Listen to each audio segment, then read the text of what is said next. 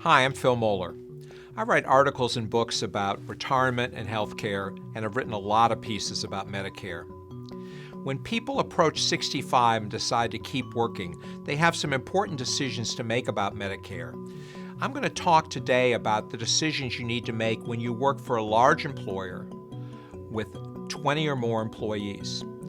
Medicare rules in that situation give you the right to do nothing if you choose, but it also sets up a series of possible decisions, and I want to sort of talk about those today. There are really three pathways here. The first one, as I said, is you can keep your employer plan and you don't need to get Medicare.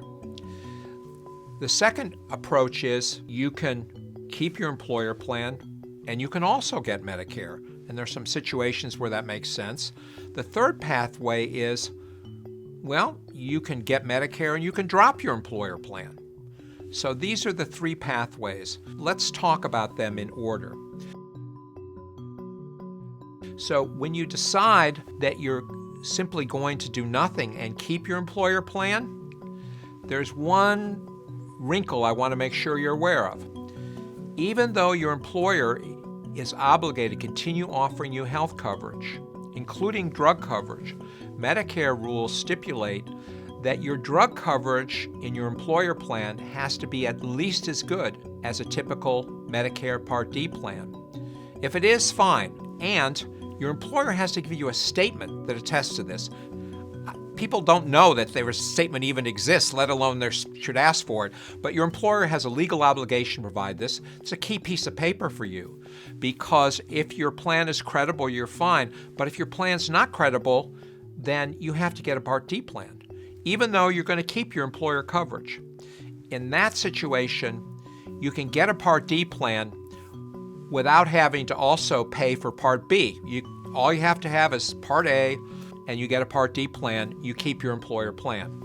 That's the most significant sort of implication of keeping your employer plan as far as Medicare is concerned. The second situation is you decide, well, I think I want to keep my employer plan and I also want to get Medicare. In that situation, you really need to pay attention to what is Medicare going to give me or get for me that my employer plan is not going to cover. Historically, people tended to just keep their employer plans and they didn't worry about getting Medicare when they turned 65. However, employer plans have changed a lot in recent years. Many people now have what are called high deductible health plans. You may pay $3,000, $4,000 or even more out of pocket before your employer health coverage starts helping you pay those bills. In that case, it can make a lot of sense to get a Medicare plan which can help pay that deductible for you. Also, Medicare may cover some things that your employer plan doesn't.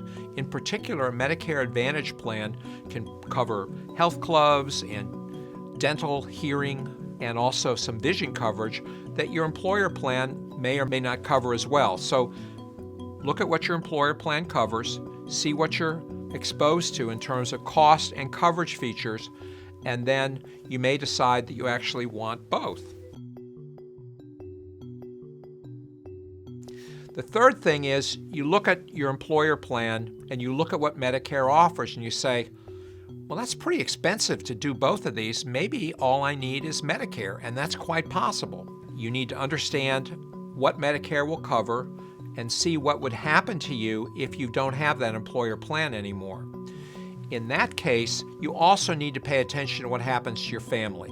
If your spouse and your children are insured on your employer plan, you probably want to think long and hard before you drop that employer plan.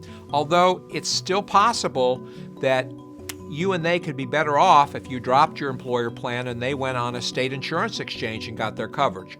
Those are decisions that you can make. One thing I will say is that you don't want to wait too long to make these decisions, and you also don't want to guess about what's going on, because you can't make an informed decision if you're not informed, to say the least. We've covered lots of ground today, so let's recap a bit. If you work for a large employer with 20 or more employees, the employer must continue offering you health coverage. You have three decisions. You're going to just keep your employer plan, you're going to get Medicare plus your employer plan, or you're going to drop your employer plan and just get Medicare. All of these decisions should be based on information and knowledge about what's covered, what's not, what it costs. That's information that you need to get from your employee benefits department, and you need to get it before you turn 65. Don't dawdle here. You really need to act on a timely basis to make sure you make informed Medicare decisions. If you have any more questions, you can go to MedicareMadeClear.com and get additional information. Thanks so much for spending some time with me.